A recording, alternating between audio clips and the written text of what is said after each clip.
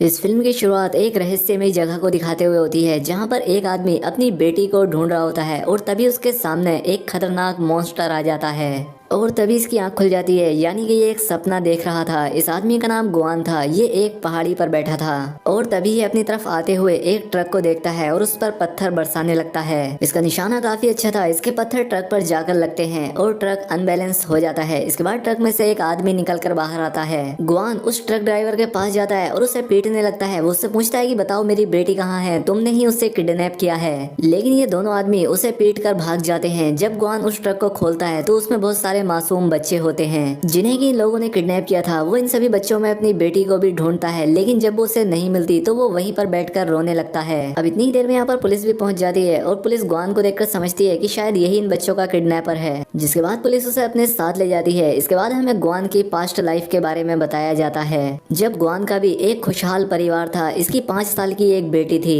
लेकिन आज 6 साल हो गए हैं क्योंकि उसे कोई किडनैप करके ले गया था। और अक्सर गुआन को एक ऐसा ख्वाब आता है जिसमें उसकी बेटी एक खौफनाक से डार्क शहर में कैद है। इसके बाद हमें प्रेजेंट में गुआन को एक पेट्रोल पंप पर उसी पुलिस की कार में दिखाया जाता है। तभी वहाँ पर एक कार आकर रुकती है और उसमें बैठी लड़की गुआन से कहती है कि जल्दी से इस कार में आकर बैठ जाओ। और फिर गुआन जल्दी से छुपकर उस गाड़ी में जाकर बैठ जाता है। वो लड़की गुआन से कहती है कि मैं तुम्हारे बारे में सब कुछ जानती हूँ, तुम्हारे ख्वाब के बारे में भी। इस लड़की का नाम लिंग होता है और वो गुआन से कहती है कि तुम्हारी बेटी को ढूंढने में मैं तुम्हारी मदद करूंगी, लेकिन बदले में तुम्हें भी मेरा एक काम करना होगा। वो उसे एक जगह पर लेकर आती है जहाँ पर टीवी में एक आदमी लाइव आ रहा था और वो आदमी यहाँ पर नोवेल की एक स्टोरी सुना रहा था। उस स्टोरी में हम एक वॉरियर को देखते हैं जिसके पीछे कुछ लोग लगे हुए थे जो कि उससे मारना चाहते थे, लेकिन तभी उस वॉरियर की बहन वहाँ पर आ जाती है जो कि उन सभी लोगों को मारकर उसे बचा लेती है। वहाँ पर एक ओल्ड वॉरियर भी होता है जो ये देखकर उस लड़की को मारने के लिए जाता है। अब वो वॉरियर अपनी बहन को नहीं बचा पाता, लेकिन वो ऊपर आकर उस बूढ़े वॉरियर को मार देता है और इस वॉरियर का नाम था कोंग वैन। अब इसके बाद उस बूढ़े वॉरियर के शरीर पर लगी शील्ड इसके शरीर पर आकर चिपकने लगती है। अब जैसे ही वो पूरी शील्ड कोंग वैन के शरीर पर आकर चिपक जाती है, उसमें एक आंख बन जाती है और वो उसका खून पीने लगती है। और साथ ही वो उससे कहती है कि अगर तुम उस मॉन्स्टर को मारने के लिए जा रहे हो तो मुझे भी साथ ले जाना।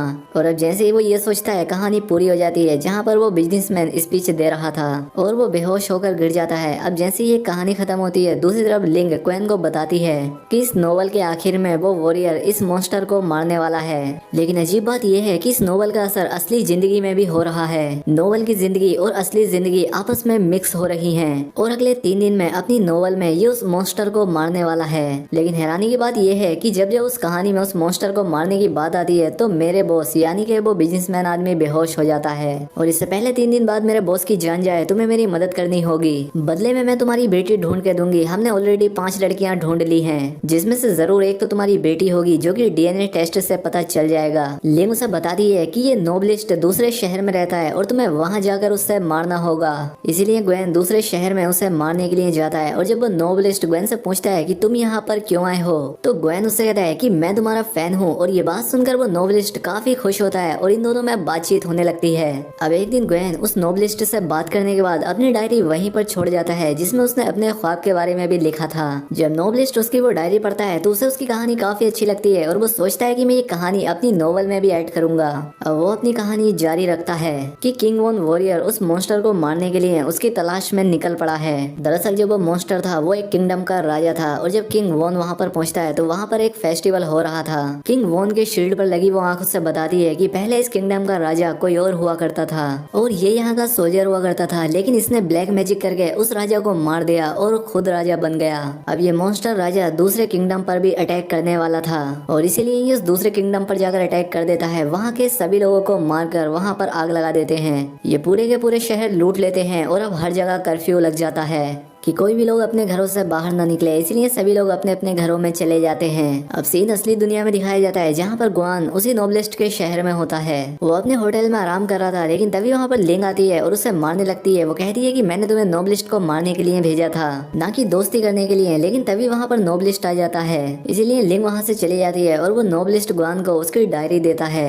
अब ग्वेन को लगता है कि चलो मैं इस नोबलिस्ट को मार ही देता हूँ, लेकिन वो ऐसा नहीं कर पाता। नोबलिस्ट ग्वेन से कहता है कि तुम्हारी डायरी में तुम्हारी जो कहानी है उसी के आधार पे मैंने अपने नोवेल की कहानी को आगे बढ़ाया है। वो फिर से उससे डायरी लेकर अपनी नोवेल की कहानी आगे लिखने लगता है। इसके बाद हम फिर से नोवेल की कहानी में आते हैं, जहाँ पर कोंगवेन जब एक रास्ते से गुजर रहा होता है तो वहाँ पर उसे एक छोटी बच्ची नजर आती है। उसके छोटे भाई की डेथ हो चुकी थी। वो उसके साथ जाता है और वो छोटी बच्ची फ्लूट बजाने लगती है, जिसकी आवाज सुनकर वहाँ पर कई सारे वॉरियर आ जाते हैं और उन पर अटैक करने की कोशिश करते हैं। लेकिन कोंगवेन उस बच्ची को लेकर वहाँ से भाग जाता है। अब जैसे ही शाम होने लगती है उन वॉरियर्स की ताकत कम पड़ने लगती है और इसी का फायदा उठाते हुए कोंगवेन उस बच्ची को लेकर वहाँ से चला जाता है। इसके बाद हम रियल लाइफ में आते हैं, जहाँ पर ग्वेन ये डिसाइड कर लेता है कि मैं इस नोबलिस्ट को मार दूंगा। वो उसकी तरफ एक पत्थर मारता है जिससे वो बेहोश हो जाता है और अब उसे मारने ही वाला होता है कि तभी उसे एक गाने की आवाज आती है जो कि वो अपनी बेटी के लिए गाया करता था। जब वो इधर उधर जाकर देखता है तो पाता है कि एक 10-11 साल का लड़का वो गाना गा रहा था। तो वो उससे पूछता है कि तुमने ये गाना कहाँ से सीखा, बताओ मेरी बेटी कहाँ पर है, क्योंकि वो हर हाल में अपनी बेटी से मिलना चाहता था। लेकिन वो लड़का उससे डर जाता है और वहाँ से भागने लगता है और अब ग्वेन उसका पीछा करने लगता है। वो उसके पीछे एक जगह पर आ जाता है जहाँ पर वो अपनी बेटी के किडनैपर्स को पूछता है। वो उन्हें मारकर उनसे पूछने लगता है कि बताओ मेरी बेटी कहाँ पर है, जिस पर वो किडनैपर कहता है कि उसे बेहोश करने के लिए मैंने कुछ ज्यादा डोज दे दी थी, इसलिए वो इस दुनिया में नहीं रही। ये देखकर ग्वेन को बहुत गुस्सा आता है। वो उसे मारने लगता है, लेकिन तभी यहाँ पर लिंग आ जाती है और वो उसे अपनी गाड़ी में बैठा लेती है। वो कहती है मैं तुम्हारी मदद करूंगी, जिस पर ग्वेन कहता है कि मुझे किसी भी तरह से उस किडनैपर को पकड़ना है, मुझे उसे जान से मारना है और तुम परेशान मत हो, मैं तुम्हारा भी काम कर दूंगा, लेकिन मुझे उसे मारना ही है। ये सारी बातें लिंग का बॉस भी सुन रहा होता है। वो उससे आकर कहता है कि अगर मेरी मजबूरी ना होती तो मैं ये काम करने के लिए तुमसे कभी ना कहता। लिंग काफी उदास हो जाती है क्योंकि वो अपने बॉस को अपना पिता मानती थी, क्योंकि वो उनकी मदद करना चाहती थी। दूसरी तरफ हम नोवेल में कोंगवेन और उस बच्ची को देखते हैं। वो शहर की गलियों से गुजर रहे थे जहाँ पर हर तरफ डेड बॉडीज पड़ी थी। यहाँ पर कुछ लोग उन पर अटैक करने लगते हैं कि तभी कोंगवेन की बॉडी पर लगी शील्ड बाहर आ जाती है। वो आग वाली शील्ड अब एक क्रीचर में बदल जाती है और उन लोगों पर अटैक करके उन्हें मार देती है।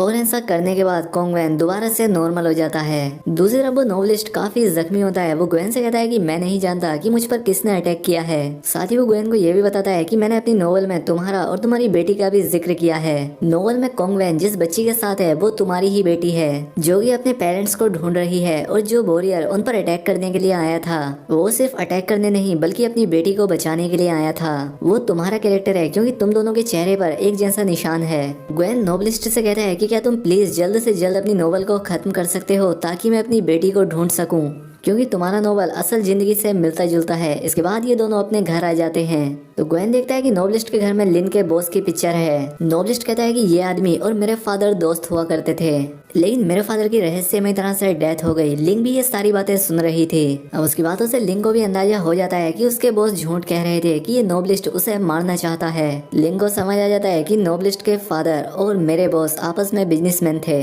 और लिंग के बॉस ने ही उसके फादर को मारा था और वो सिर्फ एक्टिंग कर रहा था ताकि वो उनके बेटे को भी मार सके। लिंग अपने बॉस को फोन करती है और कहती है कि मुझे आप पर काफी भरोसा था, लेकिन आप तो अपना काम पूरा होने के बाद मुझे भी मरवा देंगे और अब मैं तुम्हारा कोई भी काम नहीं करूंगी। जिस पर उसके बॉस के आदमी उसे किडनैप कर लेते हैं। दूसरी तरफ ग्वेन को भी पता चल जाता है कि आखिर सच्चाई क्या है। वो उसे लेकर एक लाइब्रेरी में आ जाता है ताकि वो अपनी जान बचा सके, लेकिन वहाँ पर भी लिंग के बॉस के आदमी आ जाते हैं और अब यहाँ पर इन लोगों में लड़ाई होने लगती है। अब इसके बाद हम नोवेल की दुनिया में आ जाते हैं, जहाँ पर की कोंगवेन उस बच्ची के साथ उस मॉन्स्टर राजा को मारने के लिए जा रहा होता है। उस मॉन्स्टर के सारे वॉरियर, सारे पहरेदार रात में सोए हुए थे क्योंकि रात में उनकी शक्तियां चली जाती थी। अब वो जोर जोर से उस मॉन्स्टर को आवाज देने लगता है, लेकिन तभी एक अजीबोगरीब सा दिखने वाला बड़ा सा मॉन्स्टर उसके सामने आता है, जिसकी शक्ल दिखने में काफी अजीब सी थी। वो कोंगवेन को बताता है कि तुम मेरे दोस्त के बेटे हो, मैंने तुम्हारे पिता को तो बहुत पहले ही मार दिया था। मैंने तुम्हें और तुम्हारी बहन को मारने के लिए भी अपने आदमियों को भेजा था, लेकिन तुम किसी तरह से बच गए और वो मॉन्स्टर फिर से एक बार इस पर अटैक कर देता है। अब इन दोनों में फिर से लड़ाई होने लगती है और कोंगवेन के शरीर पर लगी वो शील्ड भी अलग होकर उस मॉन्स्टर से लड़ने लगती है। ये मॉन्स्टर काफी ताकतवर था, ये शील्ड को तबाह कर देता है और अब कोंगवेन से लड़ने के लिए उसकी तरफ जाता है, लेकिन वो छोटी बच्ची फ्लूट बजाने लगती है ताकि उसका ध्यान बटा सके।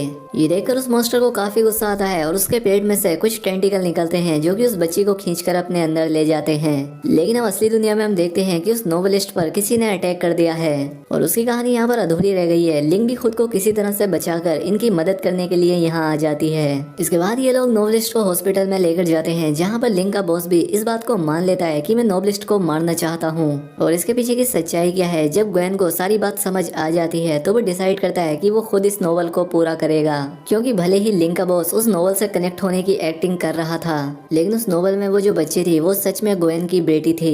बॉस उसे रोकने के लिए आता है, लेकिन लिंग उसे पीछे ढकेल देती है। वहीं दूसरी तरफ नोवेल में जो कि ग्वेन का फिक्शनल कैरेक्टर था, जिसके चेहरे पर वो निशान था, उसे भी समझ आ जाता है कि उसका मॉन्स्टर राजा धोखेबाज है। जैसे कि असली दुनिया में वो बॉस धोखेबाज था, इसलिए वो उस पर अटैक कर देता है। और उसके बाद वो बोरियर और कोंगवेन मॉन्स्टर से काफी लड़ाई करते हैं और फिर वो उसके चेहरे पर लगी हुई उस तलवार को नीचे खींच देते हैं, जिससे उस मॉन्स्टर के 2 टुकड़े हो जाते हैं और यहीं पर इस नोवेल की एंडिंग हो जाती है। लेकिन ग्वेन अभी भी काफी परेशान होता है, क्योंकि उसे उसकी बच्ची को ढूंढने के बारे में कोई भी इन्फॉर्मेशन नहीं मिली थी। लेकिन तभी उसकी नजर हॉस्पिटल से बाहर जाती है, जहाँ उसे वही बच्चा नजर आता है जो कि गाना गा रहा था। वो भाग के हॉस्पिटल से बाहर आता है और उसके पीछे लिंग भी आती है। उसे ऐसा लगने लगता है कि ये उसी की बेटी है और वो वही गाना गाने लगता है जो वो अपनी बेटी के लिए गाता था। और जब उसकी बेटी ये गाना सुनती है तो वो फौरन पीछे मुड़ती है, क्योंकि वो समझ गई थी कि ये गाना उसके फादर गा रहे हैं। इसके बाद हमें नोवेल का भी आखिरी सीन दिखाया जाता है, जहाँ पर वो बच्ची मॉन्स्टर के पेट से जैसे तैसे बाहर आ जाती है और उस वॉरियर का मास्क हटाकर अपने फादर के फेस को टच करती है। यानी कि वो बच्ची और उसके फादर मिल चुके थे और असली दुनिया में भी ग्वेन को उसकी बेटी मिल गई थी। और यहीं पर ये बेहतरीन फिल्म खत्म हो जाती है। दोस्तों, वीडियो अच्छी लगी हो तो वीडियो को लाइक और चैनल पर पहली बार आए तो चैनल को सब्सक्राइब कर ले। मिलते हैं हमारी अगली वीडियो में।